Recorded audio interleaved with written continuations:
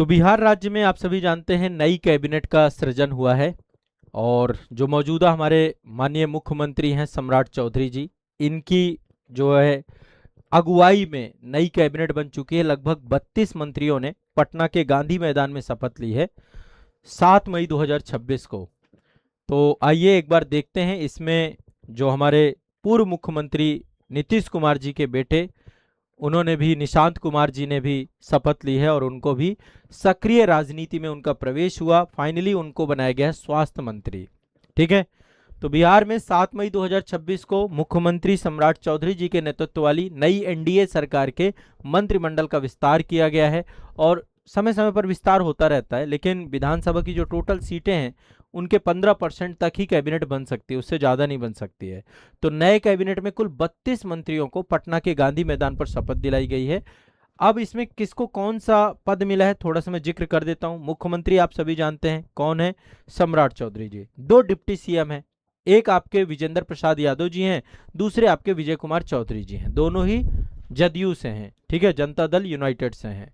इसके बाद यदि मैं विभागों की बात करूं, गृह विभाग सम्राट चौधरी ने खुद ही ले रखा है। गृह मंत्रालय अमूमन जो है सीएम के पास ज्यादातर होता है। कई जगहों पे, कई राज्यों पे गृह मंत्रालय के लिए भी गृह मंत्री नियुक्त किए जाते हैं। गृह मंत्रालय बहुत मोस्ट इंपॉर्टेंट मंत्रालय होता है क्योंकि पूरा पुलिसिंग गृह मंत्री के पास होती है, राज्य की पूरी कानून व्यवस्था गृह मंत्री के पास होती है। तो अभी गृह विभाग जो है सम्राट चौधरी जी के पास ही है। इनफैक्ट सामान्य प्रशासन निगरानी विभाग भी उन्होंने अपने पास रखा है।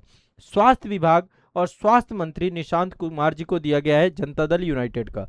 पूरा एक कोऑर्डिनेशन तय किया गया है कि भारतीय जनता पार्टी और जो है आपका जदयू के बीच में कैबिनेट का जो है एक वो रहे।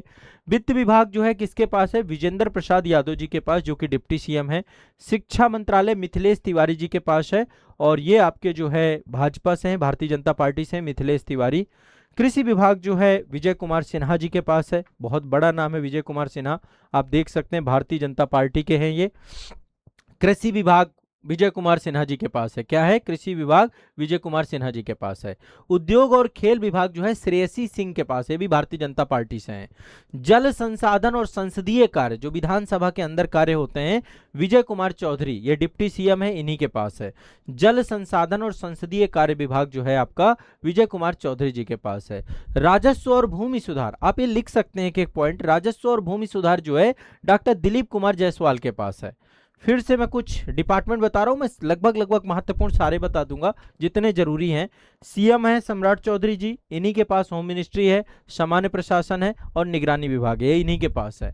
स्वास्थ्य मंत्रालय, स्वास्थ्य विभाग निशांत कुमार जी के पास है। अभी पहली बार जो है राजनीति में प्रवेश किया है, अब सक्रिय रूप से आ चुके हैं। इसके बाद जो है आपका वित्त विभाग है, विजेंद्र प्रसाद यादव जी के पास है, विजेंद्र प्रसाद यादव, ठीक है, डिप्टी सीएम है।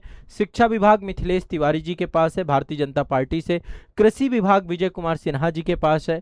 उद्योग और खेल विभाग श्रेयसी सिंह भाजपा से हैं, इनके पास है। जल संसाधन और संसदीय कार्य डिप्टी सीएम जो विजय कुमार चौधरी जी हैं, उनके पास है।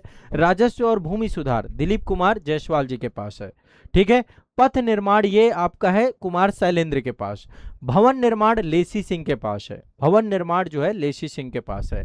खाद्य एवं उपभोक्ता संरक्षण ये अशोक चौधरी जी के पास है। ठीक है, ओवरऑल यदि मैं पूरी कैबिनेट की बात करूं तो जातीय और क्षेत्रीय समीकरणों के साथ पूरी कैबिनेट बनाई गई है। भारतीय जनता पार्टी के टोटल 15 मंत्री हैं, जदयू के, जनता दल यूनाइटेड के 13 मंत्री हैं। आप समझ सकते हैं जदयू के साथ गठबंधन है, प्रॉपर ध्यान रखा गया है। एलजीपी यानी कि जो आपकी रामविलास जी की पार्टी है, जिसमें चिराग पासवान है, अभी 2 मंत्री एलजीपी के हैं। हम एक पार्टी है आपकी, हम आपका जीतन राम मांझी है, उनके भी एक मंत्री रखे गए हैं जिनका नाम है संतोष कुमार सुमन। इसके अलावा आरएलएम एक पार्टी है जिसके एक मंत्री हैं दीपक प्रकाश। ठीक है, तो ये कुछ इंपॉर्टेंट जो है तथ्य फैक्ट हैं जो आप सभी को जानना चाहिए। अब देखिए बिहार के बारे में बस यही 2-3 बातें हैं। पहली बार हिस्टोरिकल ऐसा हुआ है कि पहली बार जो है भारतीय जनता पार्टी का मुख्यमंत्री बने हैं। नीतीश कुमार ने मुख्यमंत्री पद से इस्तीफा देकर राज्यसभा की सदस्यता हासिल कर ली है। मंगल पांडे जी के बारे में आप सभी जानते हैं, पहले दिग्गज नेता हैं, इनको कैबिनेट में जगह नहीं दी गई है। पहले स्वास्थ्य मंत्रालय इनके पास था, है ना, लेकिन इनको जगह नहीं दी गई है। ठीक है, अशोक चौधरी जी के पास है खाद्य एवं उपभोक्ता संरक्षण, जदयू से हैं। और मैं कुछ नाम ले रहा हूं यहाँ पे, मदन साहनी, मदन साहनी के पास है मद्य निषेध। आप सभी जानते हैं लीकर बैन है बिहार में, तो मद्य निषेध उत्पाद एवं निबंधन जो आपका है इनके पास है, मदन साहनी के पास। शीला कुमारी, इनके पास विज्ञान एवं प्रौद्योगिकी और तकनीकी शिक्षा मंत्रालय है, मतलब तकनीकी शिक्षा को लेकर के मंत्रालय दिया गया है, विज्ञान एवं प्रौद्योगिकी से जुड़ा हुआ। जमा खान के पास अल्पसंख्यक कल्याण मंत्रालय है। संतोष कुमार सुमन, जिनका नाम मैं ले रहा था, इनके पास ये हम पार्टी से हैं, जीताराम मांझी जी की पार्टी से हैं, इनके पास है लघु जल संसाधन मंत्रालय है।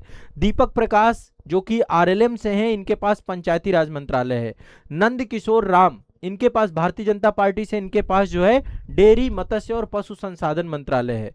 ऊर्जा विभाग आपका दिया गया है बुलो मंडल को, बुलो मंडल के पास है, ये जदयू से हैं आपके, ऊर्जा विभाग दिया गया है। केदार प्रसाद गुप्ता जी को टूरिज्म डिपार्टमेंट दिया गया है, पर्यटन मंत्रालय है, पर्यटन विभाग है, भारतीय जनता पार्टी से हैं। रत्नेश सदा को आपदा प्रबंधन विभाग दिया गया है। श्वेता गुप्ता को समाज कल्याण दिया गया है, जदयू से। ठीक है, ये आपको ध्यान में रखना है।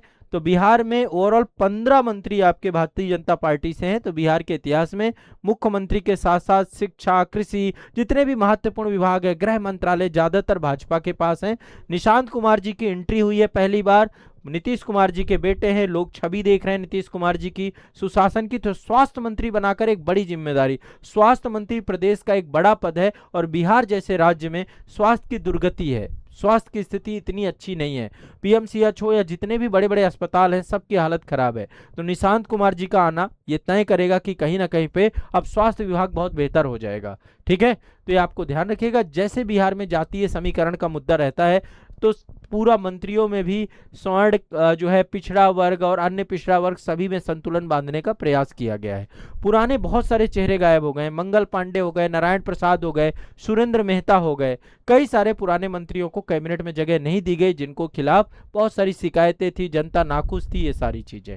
ठीक है, तो ये जानकारी है जो नई कैबिनेट बनी है आप सभी की, इस कैबिनेट के बारे में ये विशेष जानकारी आप सभी के लिए है। मैंने देखिए दोनों चीजें आपको बता दी, पहले तो सम्राट चौधरी जी के बारे में डिस्कशन हुआ है, और दूसरा फिर आपका नई जो मौजूदा कैबिनेट 7 मई को बनी है उसके बारे में डिस्कशन हुआ है।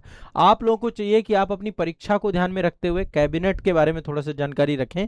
एक मैं होमवर्क आप लोगों को दे रहा हूं, आप लोग संविधान में पढ़ के आइएगा कि कहां पर राज्य के मंत्रियों के बारे में उपबंध है, मुख्यमंत्री के बारे में पढ़े, बेयर एक्ट में पढ़िएगा। बाकी ये मैं क्लास में आने वाले समय पे जो हमारी जीएस मास्टरी की क्लास होती है ना, जो हमारा ज्ञान भूमि बैच है, वहां पर आपकी जीएस मास्टरी की क्लास होती है, उसमें मैं बिहार की विधानसभा के बारे में डिटेल से बताऊंगा, और कैसे विधानसभा से फिर जो विधायक होते हैं उनको मंत्री बनाया जाता है, मुख्यमंत्री के उनके लेकर पूरा संवैधानिक उपबंध सारी चीजें बताऊंगा। आप एक बार इसको पढ़ के आइएगा, बाकी क्लास में फिर हम डिटेल में डिस्कस करेंगे। तो ये जानकारी आप सभी के लिए है। ठीक है, चलिए, सभी को स्पष्ट है, कोई दिक्कत नहीं है।